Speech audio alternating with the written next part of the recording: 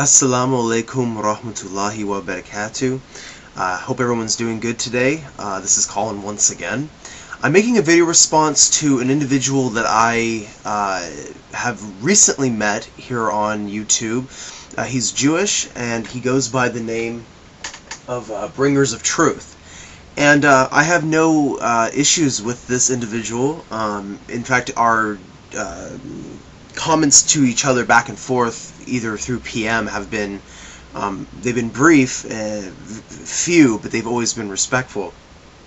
But he made a video recently, which was more of a request. It was a very short video, in which he entitled it "Question to All True Muslims." And in this video, he simply put a link to Craig Wynn's website, and the particular link, I can understand why he would be asking questions about it, because it's of a very personal nature to him. And it's a section that from Craig Wynn's Prophet of Doom website, which the category is about the Jews. And the thing is that I want to ask Bringer of Truth if he knows who Craig Wynn is. Now, I will be addressing some of the points in the video. One thing, though, I have to say ahead of time as a warning disclaimer is I might not be the best person to answer a question such as this, because I tend to make my videos worth every minute. In other words, I will analyze everything that's on a given page, and that can cause me to make videos that will go on for about 10 segments. So to avoid that, I'm going to point out a couple things on his page, and because I'm only choosing a couple, my warning disclaimer now is I'm not trying to avoid anything, and I'm not trying to just focus on certain key things and then ignore the rest, but rather I want to make this first response to your video, Bringer of Truth, and then if you listen to this and you still have questions about what you see on the page or about Islam's view of Jews or Judaism, by all means please fire back a response to this video. But for now, I want to give you a little bit of background about essentially before I talk about who Craig Wynn is, let us look at some of the things that he discusses in this article. Now, one thing I don't like about the article, and first off, is because everything in it is completely out of context. Not even that a verse is completely out of context, but a sentence is completely out of context from the verse. For example, I assume you read it since you linked it. If we look up, I'm going to pull up his article here. He quotes Quran Surah 2, Ayah 61, which says, quote, "Humiliation and wretchedness were stamped on the Jews, and they were visited with Allah's wrath." That's not even a verse. That's a part of a verse. And so it's completely voided of context. To get a full idea of what this is talking about, if you simply turn, and I would encourage you to do this for every verse that he quotes, if you really are interested in the truth of the matter. If you pull up a Quran, and I have one here, chapter 2, verse 61, clearly says, "And remember, ye said, O Moses, we cannot endure one kind of food always. So beseech thy Lord for us to produce for us of what the earth groweth, its pot herbs and cucumbers, its garlic, lentils, and onions. He said, Will you exchange the better for the worse? Get ye down to any town, and ye shall find what ye want. They were covered with humiliation and misery. They drew on themselves the wrath of Allah. This is because they went on rejecting the signs of Allah and slaying His messengers without any just cause. This is because they rebelled and went on transgressing." So from the context, we can see that this is not a blatant statement against all Jews, if that was your thought.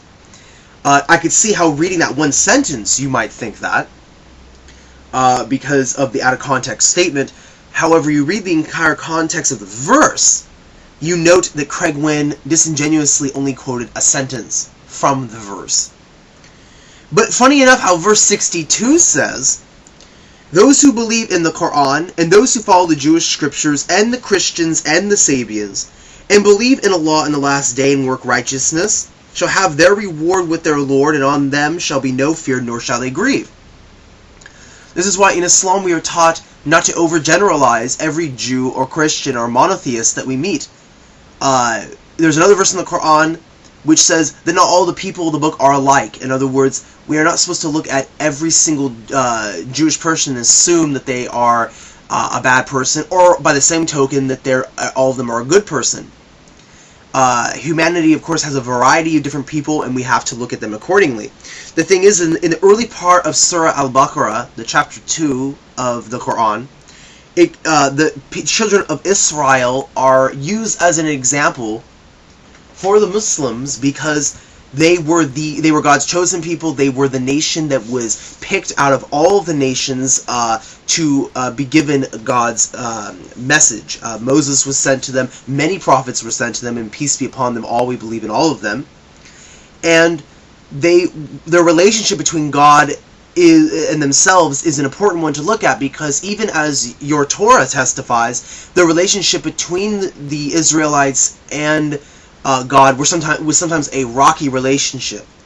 And so I think what's interesting is that people who hate Islam will take some of these verses out of context and go, oh look, they hate the Jews, they hate the Jews, they hate the Jews, forgetting that some of the stories that are in the Quran are in the Torah. The Quran talks about the worshipping of the golden calf, the complaining against Moses, things like this, rebelling against the Torah, and things of this nature.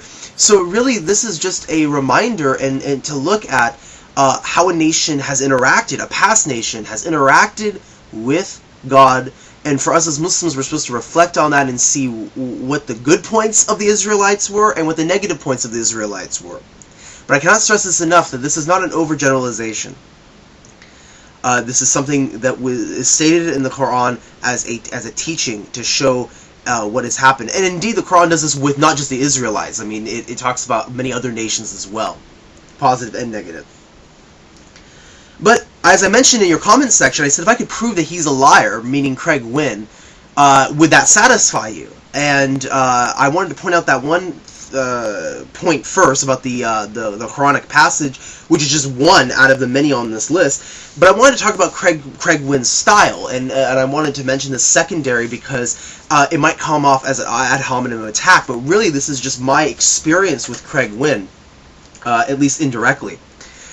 Craig Wynn, in his website, I would dare say, has been refuted on several occasions. If you go to AnsweringChristianity.com and look at all of their partner websites, the website ran by Sami Zaatari or whatever, you will see that there are plenty of refutations to Craig Wynn's points. I actually Googled, and I would encourage you to do the same, I simply Googled refuting Craig Wynn, and you get tons of hits. Even a scholar, a sheikh, went on a radio show and refuted him live on radio.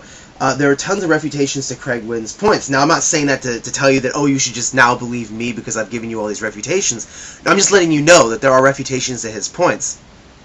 But Craig Wynn is known for lying. Okay? He's known for lying and using weak sources. What I mean by that is, if you look at this list, you'll notice that he has a lot of verses from the Quran. And again, if you have any questions about any of these things, I would love to go into detail with you about them. I just don't have time to do it now. But I'll give you an example of I dealt with a verse in the Quran. Let me deal with something else. You'll notice as you're going down the list, he inserts something called Ishaq, and then later on he'll insert something called Tabari. And I don't know if you know what this is. And for example, the first one is Ishaq, chapter 2, verse 40. Or excuse me, page 240. Ishaq 240. Ishaq and Tabari were historians, and they attempted to do historical analysis of the life of the Prophet, peace be upon him. And in so doing, they added certain traditions into their historical record. And the thing is, Ishaq and Tabari, especially Ishaq, were not traditionalists in the sense of the standards that Muslims have for hadith or traditions today. And even the generation after them did not agree with all of their traditions, and this is why the successor to Ishaq, Ibn Hisham, went through his predecessor's biography and edited it, not because his haters say that he was embarrassed, but because he saw that there were flawed traditions and weak traditions that were included in Ishaq's document. And Tabari, however, by his own testimony, was a historian to the extent that he would add anything he heard and put it into his document. And so these are not reliable sources. As Muslims, we can read the seeras, or the history, the biographies of the Prophet, peace be upon him, and gain some knowledge. But really, as Muslims, we derive our religion from the Quran and the Hadith, the Sunnah of the Prophet Muhammad, peace be upon him, which is from the authentic Hadiths, which usually are found in Sahih Bukhari and Sahih Muslim, but we have 6 standard Hadith collections. The seeras are a separate branch of studying, but they are not a reflection on how we gain our religion. Now, and I can provide you with links if you'd like to elaborate more on this topic of the seeras of the biographies of the Prophet, peace be upon him. But I'm going to give you an example of Craig Wynne lying here. And it's in the context of the biography. If you look at Ishaq 240, now, you would never be able to find this unless you have a copy of it, and I do have a copy of it. It's right here. This is Ibn Ishaq's biography of the Prophet, peace be upon him. I also have Ibn Hisham's as well. Now, notice what the article is called. It says Muhammad's own words. Okay? And it says, Prophet of Doom was written to expose what Islam's founder has to say about himself, his ambition, religion, and God.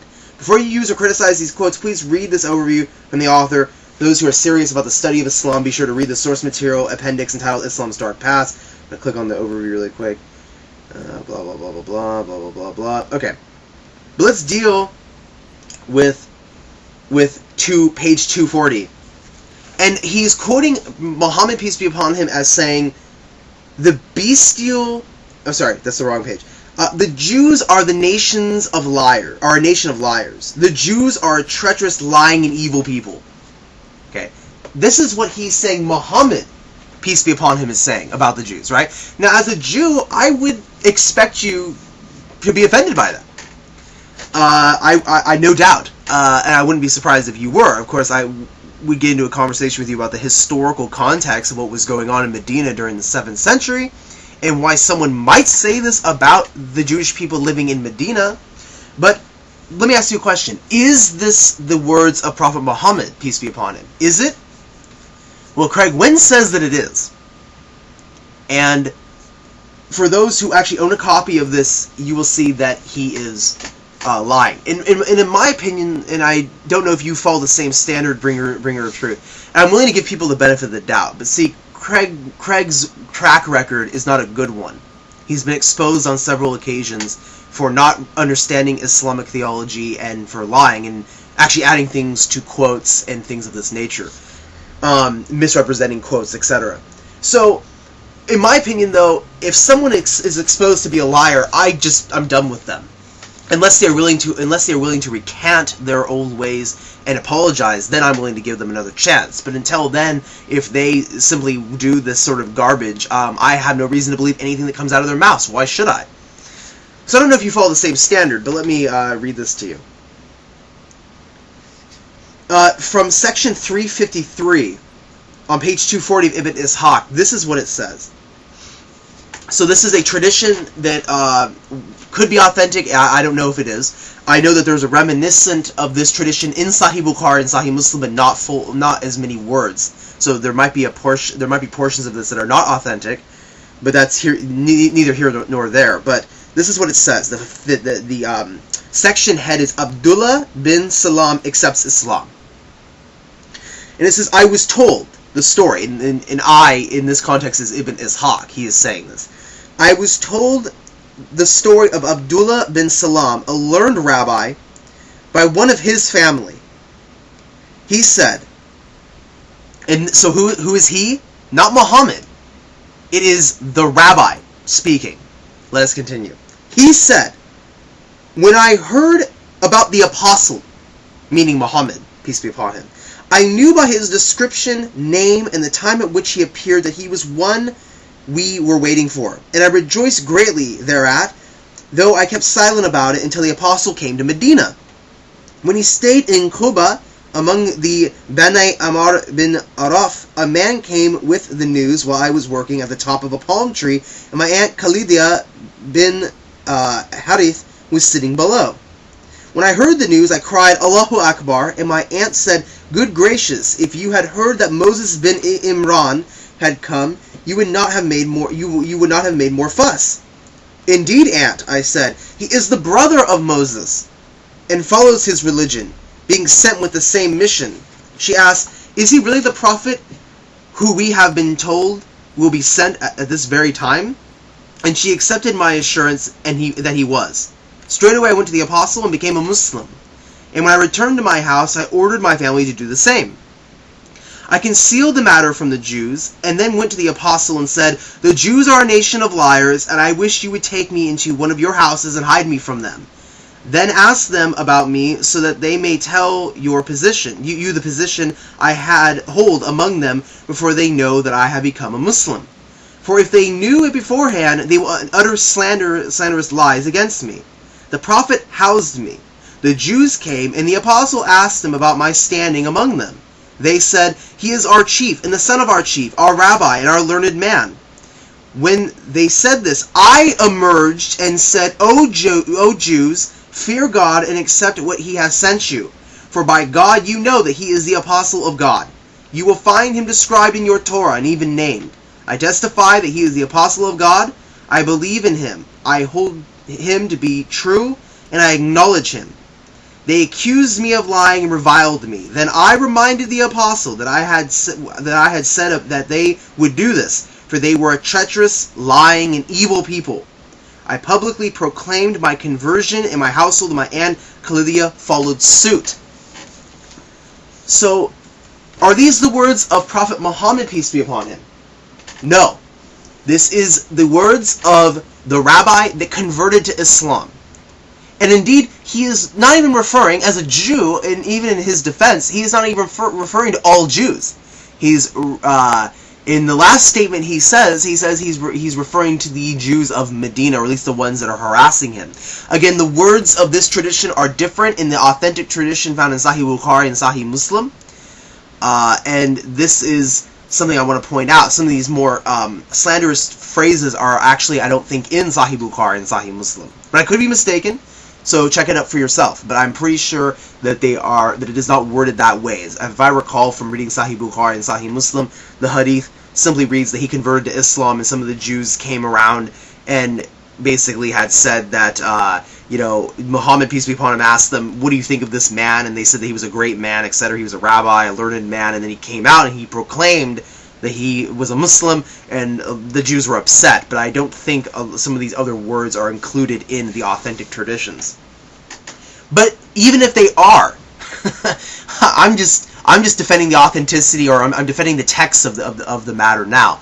But again, I'd like to point out that's irrelevant. Even if this convert to Islam did say those things, it's not the words of Prophet Muhammad, peace be upon him. Which means what? It means that Craig Wynn is lying.